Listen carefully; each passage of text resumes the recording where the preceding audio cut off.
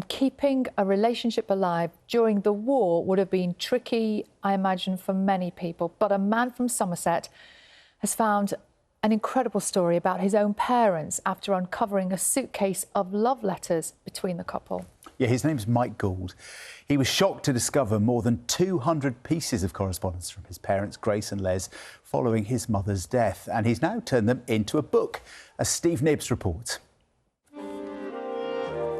As you can see, it's RAF censored. What a discovery. Over 200 letters written between two young people in love, but hundreds of miles apart. At last, darling, I've received a considerable amount of mail yesterday. Mr Gould's father was in the RAF serving abroad. His mother was at home in the Auxiliary Territorial Service. Keep safe. All my love forever, dearest, Les.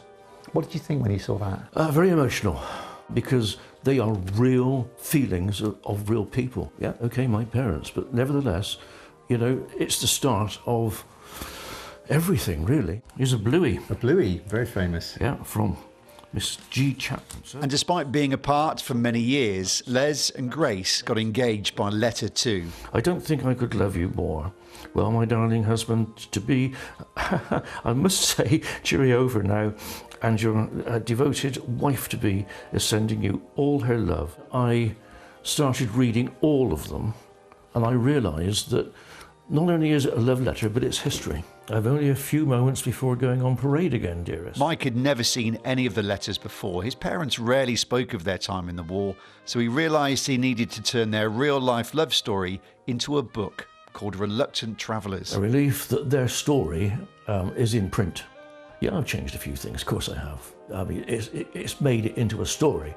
Otherwise, it's just a diary, and that's not what I wanted. I wanted it to be a love story, which indeed that's what it is. Also in the suitcase, another surprise, a photo album of pictures that Mike's father took, including when he spent over 2 years in the mountains of Corsica operating covert radio and radar equipment.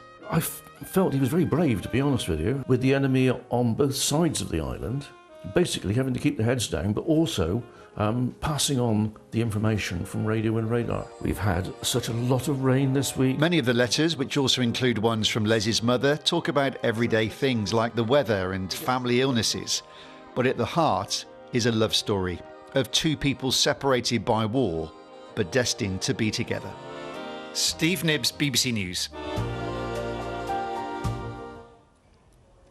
Oh, I love that. Isn't that great? Gorgeous. I mean, it could go either way, couldn't it? You start reading the What do you letters. mean? Well, I don't know, you could uncover all sorts of secrets, but that's a rather That's not beautiful... where my head went with that story, John.